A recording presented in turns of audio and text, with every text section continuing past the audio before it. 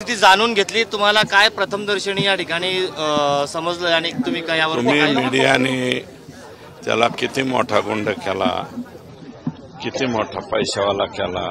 आता त्याचं बघा, 100 वर्षापासून ते इथं राहत होते, त्याचं घर पाडलं गेलंय आणि मला वाटतं वन विभागाने नोटीस न देता हे घर पाडलेले आहेत।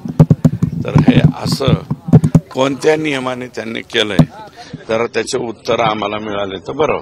अण्णा, तुम्ही म्हणतात मीडियाने त्यांना गुंड केलंय, मात्र त्या ठिकाणी ते गुंड नाहीत असं वाटतंय का तुम्हाला? नाही नाही नाही नाही, एवढा मोठा नाही ना तो, जेवढा मोठा करून दाखवला बरं का। आता त्याची परिस्थिती काय झाली इथं बघा ना, त्याला आता राहायला घरही नाही, काहीच नाही। बरं, जे चुकलं होतं त्याला त्या पद्धतीचं सजा मिळाली पाहिजे। त्याच्यावरती 307 झालेला आहे, तो अटक झालेला आहे, ते सगळं काही सापडलेलं नसताना माझं काय म्हणणं आहे, नोटीस देऊन सीज करायला हरकत, ते घर बंद करायला पाहिजे होतं। यांना हाकलून लावायचं, हे इथं तुम्ही राहू नका, अमुक नका। पण जे 60 वर्षापासून, मागील 60 वर्षापासून तर वन हक्क पट्टा कायदा आहे त्याला लागू होत असताना त्याचं घर तुम्ही फक्त ते अडाणी आहे, तुमच्याकडे अर्ज केला नाही म्हणून त्याचं घर पाडून टाकता म्हणल्यावर हे कोणत्या नियमात बसतं? म्हणजे जिल्ह्यात 2 कायदे होते असं चालतंय, असं वाटतं एकीकडे 2 प्रकरणं घडत आहेत, एकीकडे काय एका दुसरं वाल्मिक कराड असेल त्याच्या कुठल्याही संपत्ती सीज केली नाही, दुसरीकडे पाडलं जात आहे। नाही, मी ते आणि हे एकत्र करणार नाही, त्यांची सीज करण्याचा संबंध येत नाही, कारण ते वाल्मिक कराड अटक आहे। ह्या प्रकरणामध्ये हा जो सतीश भोसले उर्फ खोक्या आहे, याच्यावरती ऑलरेडी गुन्हा दाखल झाला।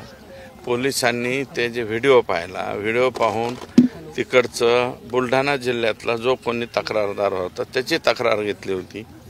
इथं ढाकणी आणि हे एकमेकाच्या जवळच राहणारे लोक आहे, एकमेकाचं। आता मी त्या ढाकणे कुटुंबियाकडे बी जाणार आहे इथून झाल्याचं, पण हे 307चं मॅटर होतं। याचं घर पाडण्याचं कारण काय? 300 आम्ही कुणाच्या प्रेशरमध्ये केलंय तेच आता आम्ही बघतो ना, कुणाच्या प्रेशरमध्ये नाही, जिल्ह्यातले भरपूर जुने असे कोणाचे व्हिडिओ काढायचे, कोणाच्या बदनाम्या करायच्या, कुणाला काय म्हणायचं, अशा पद्धतीचं कारवाई या ठिकाणी चालू आहे। 100% डायव्हर्सिफिकेशन संतोष आणि चुकलेला असेल, चुकला तर दादा खेंडकर स्वतः जाऊन पोलिसला सरेंडर झाला ना, त्याला नसलेला गुन्हा त्याच्यावरती टाकलाय तरी सुद्धा तो स्वतः तिथं सरेंडर झाला पोलिसला जाऊन। चुकलं का दादा खेंडकरचं? 31/12चं एक प्रकरण आहे, पुढचं प्रकरण 22/1चं दाखव।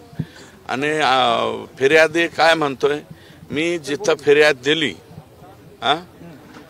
त्या दिवशी 22/1/2024 ह्या कालावधी पहिलं 31/12/2023चं प्रकरण आहे आणि नंतर 22/1/2000 कोणत्या दवाखान्यात तुमच्यावर ट्रीटमेंट केली तर म्हणतो दवाखानाच आठवत नाही, तरी सुद्धा 307 त्याच्यावरती दाखल करण्यात आला।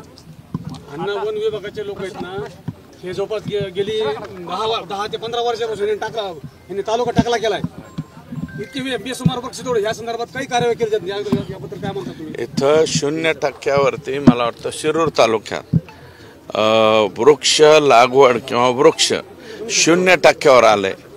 जेवढा बी पैसा वन खात्याचे लोक इथं खर्च करतायत त्याचं 0% सुद्धा काम बाहेर दिसत नाही। आणि आपलं हे लपवायसाठी हे असले काहीतरी कृत्य करायचं धंदा वन विभागाच्या लोकांनी। या प्रकरणाची चौकशी व्हावी, दोषी वन अधिकाऱ्यांची कारवाई व्हावी, लवकर कारवाई। फॉरेस्ट कॉन्झर्वेशन ऍक्ट 1983 प्रमाणे हे कोणत्या कायद्याने केलं, 83च्या कायद्याने केलं, तर 83ला सुद्धा अमेंडमेंट आलेली, त्या अमेंडमेंटचा यांनी विचार का केला नाही याचं घर पाडण्यापूर्वी? कारण हे जे अतिक्रमण आहे, जे घर आहे ते 60 वर्षापूर्वीचं आहे।